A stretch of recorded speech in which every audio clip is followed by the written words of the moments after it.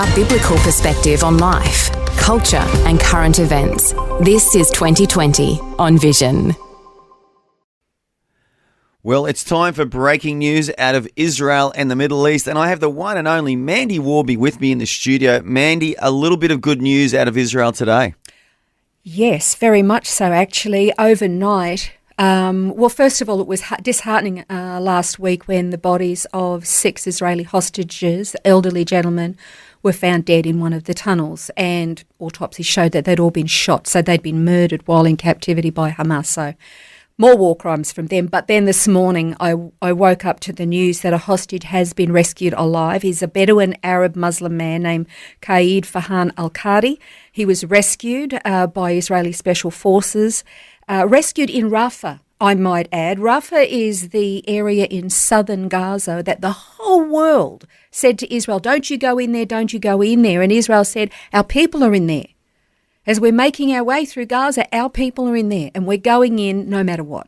Yeah, really interesting point, Mandy, because our foreign minister, the Australian foreign minister, her name is Penny Wong, said this: many of Israel's friends, including Australia, have expressed deep concerns about reports of an IDF operation in Rafah. And she was one of the many voices, Mandy, trying to stop Israel from going into Rafah. And ironically, when they went in, no one died, did they? No civilians died. They just went into the tunnel. They rescued this Muslim Bedouin Israeli citizen. Absolutely. I want to repeat that. He wasn't a Jew. He was a Muslim Bedouin Israeli citizen trapped in a tunnel for almost a year. Yeah, 10 months underground.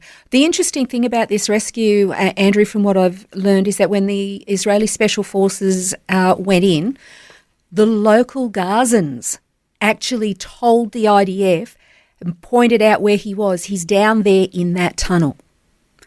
So the locals were actually giving instruction and direction to the IDF, and the IDF Special Forces went in, rescued him, took out some terrorists in the process. No civilians were injured or harmed, and Qaid has now been reunited with his family. He has 11 children.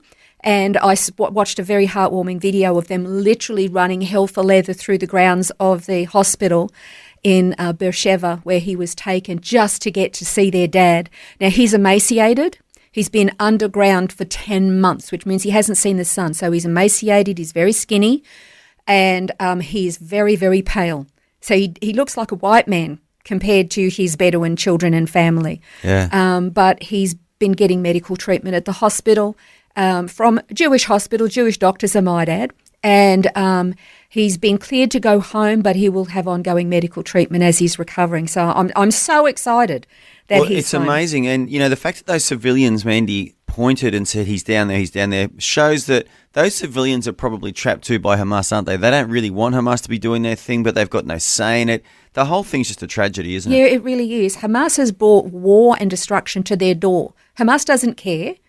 In fact, they have repeatedly said that if their own people die, it's for their cause, but they're hiding down underground. They're hiding in tunnels while their people they're stealing their food, their aid, they're abusing their own people. If they speak out, they are killed, okay? I hate saying it, but I've seen the video footage of what Hamas does to their own people if their own people say, we've had enough, we don't want you. Okay, it's a very dangerous situation for them. So when everybody says we need to free Gaza, free them from Hamas terrorists so that people can live in peace. Well, exactly. So if the international community, including our Foreign Minister Penny Wong, really cared about those civilians, the international community should be getting rid of Hamas out of Gaza and out of Rafah so that the civilians could actually be free for the first time in a long time. That should really be the push, shouldn't it? Not to stop Israel from going in there and rescuing innocent civilians who've been at all. They should held captive. And here's the thing. Had the world actually backed Israel to the hilt right at the start instead of constantly hampering them, this war would have been over a long time ago. But they have been hampered and hampered and hampered. It always happens. It always happens. Anyway. And it makes no sense. No, it doesn't. It makes no sense because Australia gives a lot of money to the United Nations every year, and I would have thought the United Nations would have gone in there and helped Israel. And the United Nations has condemned Israel every step of the way. In fact, the gloves are off now. They don't even hide it.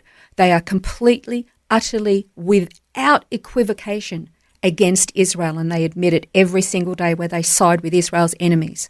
Every UN agency, every, ICC, ICJ, UNRWA, everything is always stacked against Israel. They've got a new Israeli ambassador to the UN now, and his name is Danny Danon. He's been the ambassador once before, and he's absolutely hit the ground running, and he's just gone in. He said, we're not taking it anymore. We're not lying down anymore. We've put up with it for so long, trying to be friends with everybody. And he pointed out to the UN ambassador from the PLO, who's supposed to, the ambassadors are supposed to change every 3 years. This same guy has been in that position for 20 years, right? And he basically said, you're no different from Hamas. You're a terrorist in a suit. Wow. That's all. All the gloves are off now. They're not trying to be as diplomatic as they could have been.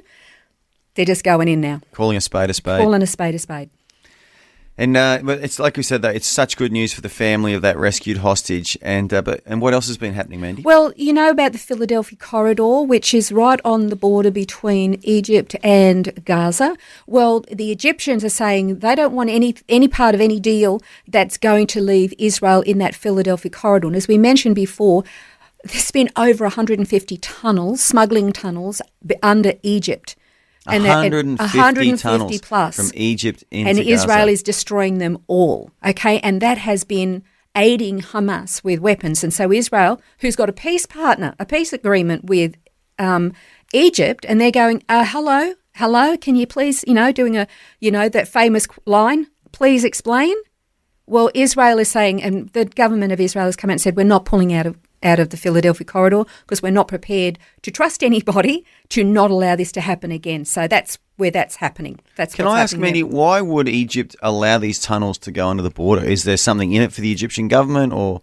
I think primarily it has to do with the ideology that they align with. Listen, the Egyptian government has no love for Hamas. Let's just be clear. They have no love for Hamas. They don't like them.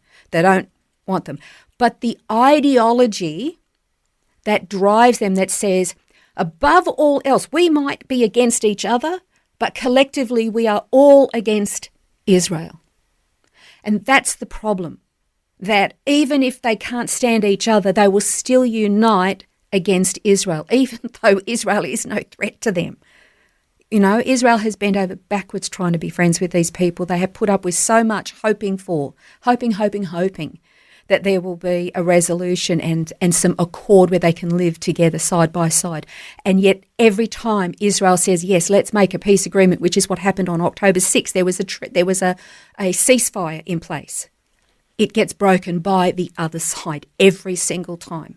So it's the ideology. The ideology has to change. Yeah. But I do want to go and talk about the really big thing that happened over the weekend, and that was... In relation to Hezbollah? Yes. It was the preemptive strike that Israel made against Hezbollah, and it happened on Sunday. I woke up to the news and I went, oh, what's going on? Well, Israel preempted an attack on Hezbollah because they had intelligence that Hezbollah was going to attack Israel. And the information that they had was that Hezbollah had planned to launch about 6,000 rockets at one time. Now, with that information, Rear Admiral Daniel Hagari announced that the IDF was going in.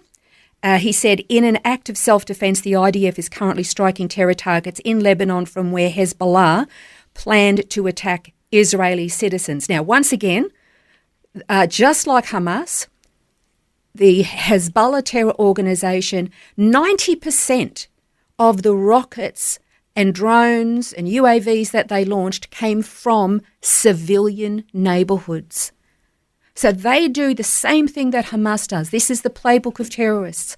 Hide among civilians, dress like civilians, store your weapons amongst civilians, and fire rockets and wage war from among civilians, so that if Israel retaliates, the civilians will get injured, and then Hezbollah and Hamas and Islamic Jihad and all the rest of them wave pictures of injured civilians saying, look what Israel does, they target civilians. This is the MO of terror organizations. So Israel actually warned the citizens in the area of that. They said, you need to leave, you need to get to safety, which is what Israel does every time.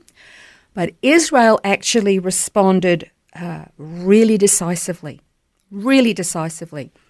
They put 100 aircraft in the air at one time and simultaneously took out so many targets in that Hezbollah was using. As a result, 6,000 rockets were not lobbed from within Lebanon. Instead of 6,000, it was about 250. They were pretty haphazard. They basically what's happening in the meme world at the moment is that the biggest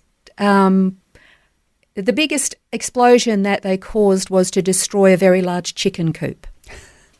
Now, I felt really sad and sick when I saw the pictures of the remaining chickens that were all kind of shell-shocked, and, there was only a handful of them. However, the meme world has exploded that Hassan Nasrallah now is, they had him dressed up as Colonel Sanders. So instead of KFC, it was HFC, Hezbollah fried chicken. So he's kind of getting a bit of mockery from that. So, Israel came out of that okay because they preempted it. 6,000 rockets. The thing about the drones that I only just learned today is that when the Iron Dome can take out the missiles or the rockets that come in, David Sling can take out the missiles, but they don't have anything to combat the drones. The drones come in very low to the ground, and as they come in, they're literally coming out through the forests. And so Israel doesn't have anything at this stage to counteract those. But what Israel does do is she goes, okay, here's a threat. We have to find a way to counter that threat. So they will develop some kind of technology. Absolutely. And it's interesting, drone warfare. I know in the Ukrainian conflict, the Ukrainians using drones literally got rid of the Russian fleet out of the Black Sea because they sank a few ships and reopened the grain trade. So just simple drones have actually revolutionised modern warfare. So the drone issue is a problem. And as I said, Israel will come up with something.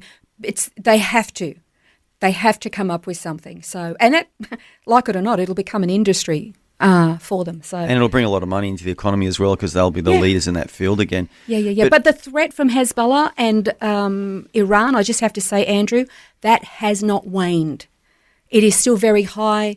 The Iranians have actually come out and said, we are going to retaliate. It'll be when we choose. So I've been asking people for the last couple of weeks, please, please, please pray. If you love the Lord, if you love his people, if you love the promises in his word, you don't have to agree with everything Israel does, but if you love his word and you hold to his promises, I'm asking you to pray. Not just for the people of Israel, but yes, the people of Israel, but the people who are living under the boot of Hezbollah, the people living under the boot of Hamas, the people living under the boot of the PLO, and the people living under the boot of the Iranian mullahs.